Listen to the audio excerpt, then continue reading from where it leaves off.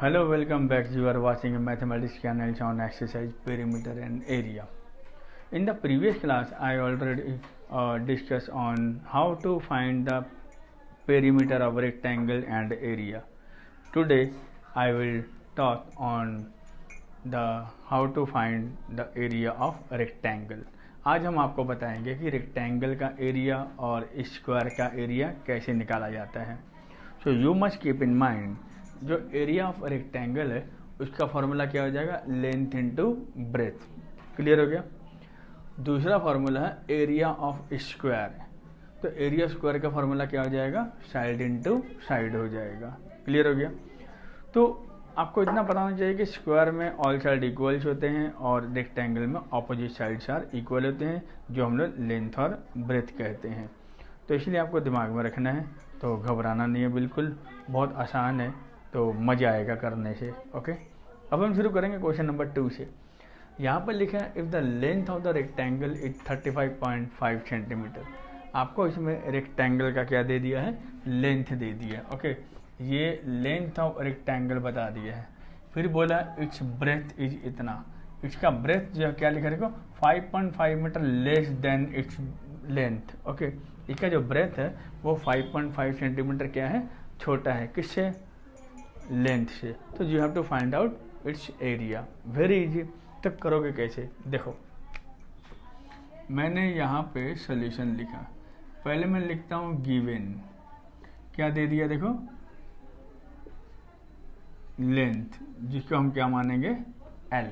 Okay, तो length कितना है, 35.5 सेंटीमीटर. जो ब्रेथ है देखो, ब्रेथ में क्या लिखे, breadth is 5.5 centimetre less than its length. तो यानी कि 5.5 सेंटीमीटर क्या है, लेस मतलब कम है. तो कितना हो जाएगा, कम है, तो हम क्या करेंगे, लेंथ से माइनस करेंगे. तो हमारा आंसर आ गया कितना, 30. Very easy. ओके, अब आपको क्या कहा गया है, अब आपको बोला है एरिया निकालना है. ठीक है, तो एरिया ऑफ क्या, rectangle equal to what, question mark. तो अभी इसको हम जो सोल्यूशन निकालने जाएंगे तो कैसे लिखेंगे, we have to apply area of rectangle formula. तो you know area of rectangle equal to length into breadth. Okay, तो लेंथ इनटू ब्रेथ, तो ये तो हमें मालूम नहीं है. एरिया ऑफ रेक्टेंगल, लेंथ कितना है 35.5 इंटू ब्रेथ कितना है 30. ओके, तो जब हम इसको इंटू करेंगे देखो क्या आता है,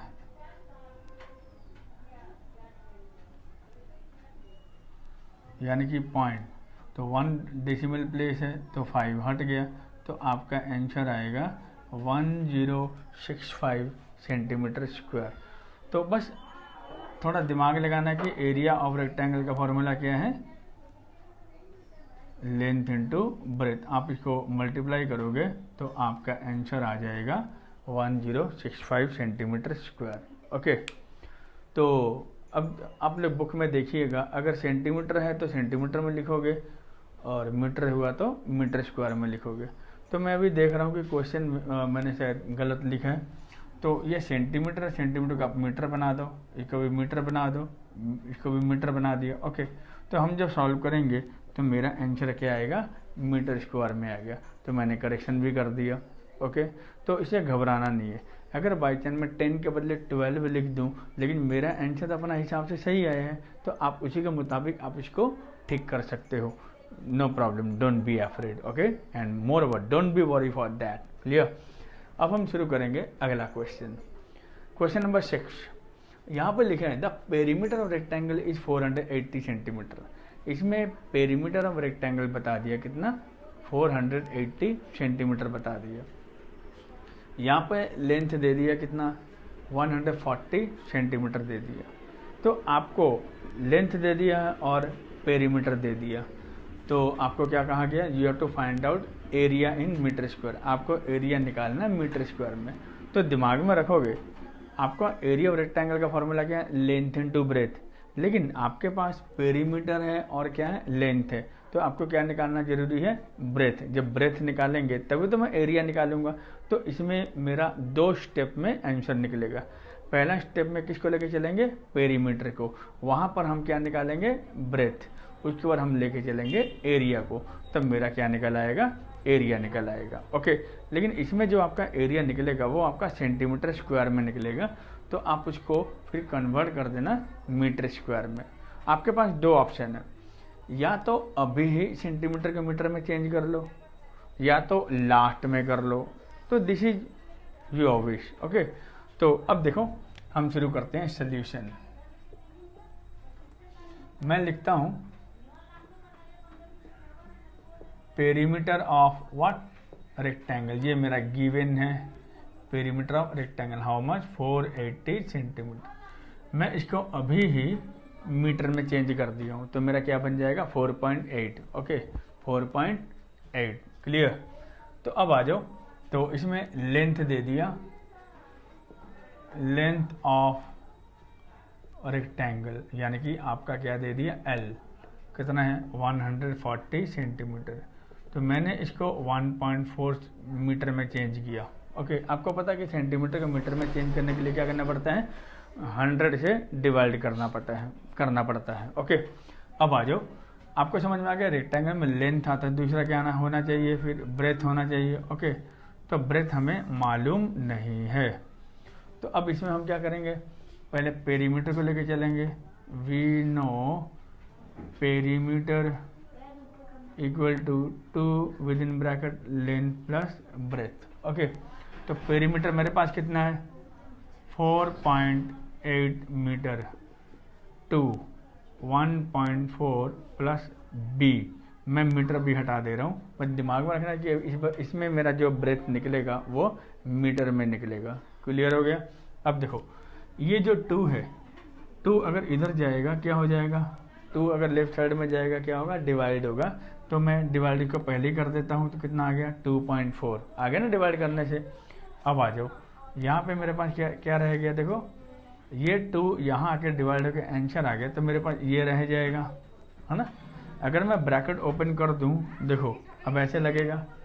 अब क्या करेंगे, अब ये जो 2.4 माइनस 1.4 इक्वल टू व्हाट, बी, तो मेरा ब्रेथ कितना आया, मेरा ब्रेथ आ गया 1 क्या, मीटर।